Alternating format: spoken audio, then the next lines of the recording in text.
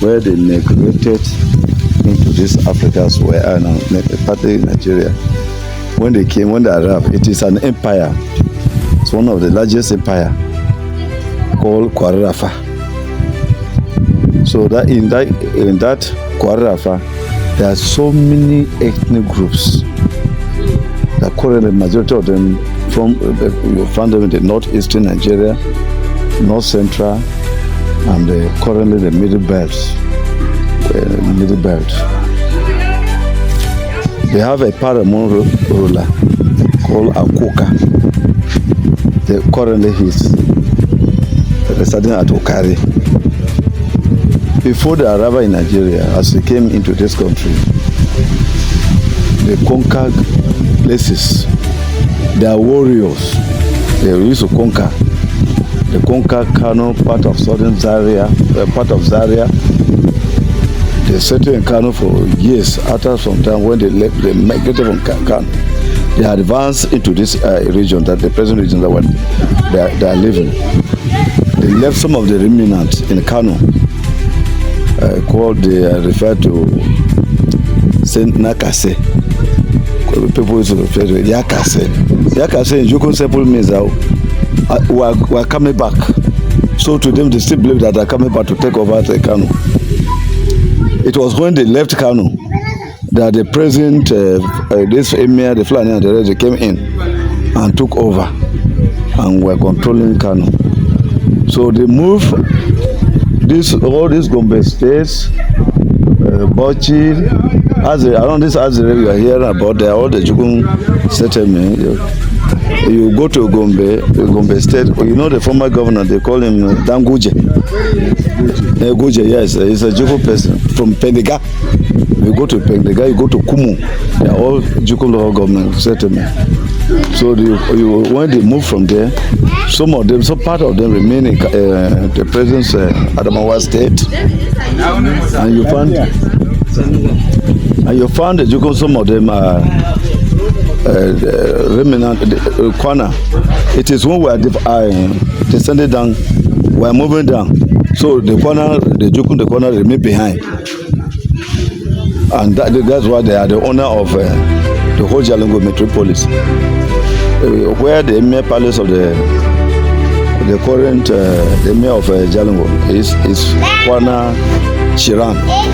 It's their home base. It was because they had misunderstanding war.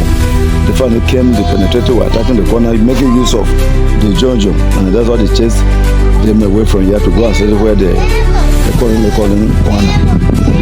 So they descended down. Part of Mudunju, we went down the current where they call the Kwarafa.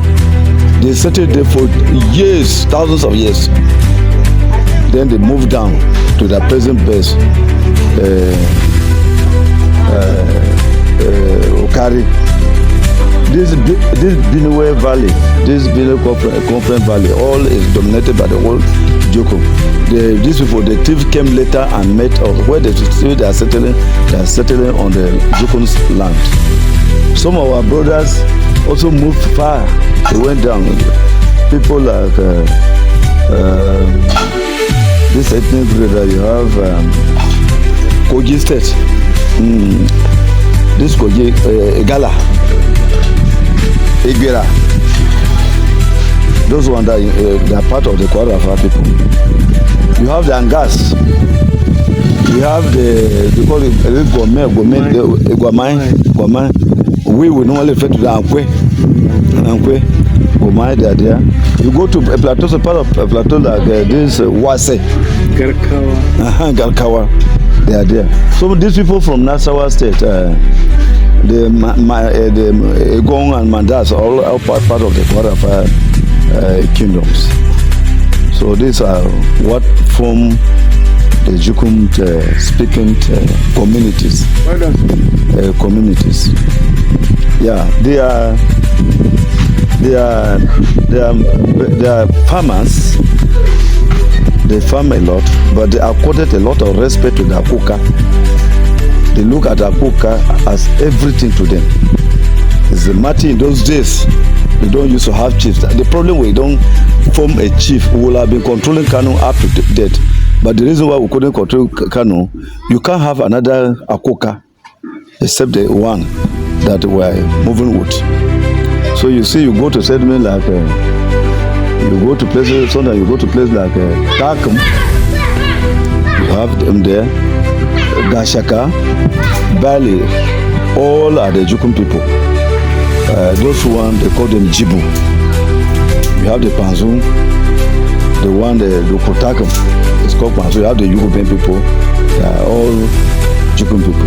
Whatever as we are saying today, majority of them are saying they are not Jukun, they are Jukun. The only people who are not Jukun in our own settlement area, there is only the thief and this Chamba, they came from Cameroon. They came from Cameroon. They are Bantu group of people. The Chamba people, they are Bantu group of people. We are not part of it. We are not the same. They only came and met us there. They came around. The Chamba came around 17th century and settled with us. So they settled in Kudonga, settled in Takum, Kashmira, and the rest. And then one of the basic things, one of the very important things, the Jukun people are very accommodating. If you live with a Jukun person, provided you don't displace this stubbornness, he will embrace you. If you marry the daughter, he embraces you, look at you as his brother. He doesn't discriminate. And because they are very accommodative, they are very accommodative nature. But if you touch a Jukun person, if you fight a Jukun person, by the time you strike him, when he started, you cannot defeat him. They have been winning war. And I think they're peace-loving people. They have people who, the Tarad, like the Bachaman, they call them, they say they are playmates. The John playmate, and some of them that they refer to them, they are playmates. I don't know how they come about playmates. I don't know whether it's either they fight before or whatever it is. They are playmates. That is a simple show that playmate that they are saying is that if you touch them, somebody else attack them, you don't need to wait what is happening. You attack that person before you find out the reason what happened. Because now if they just beat the John person, if I'm a Jukun person is there, I will beat that person. Then I'll come and ask what is happening, because you are now touching my playmate. So in case of that, if any war, anything, your playmate, they will be the one to also come and support you.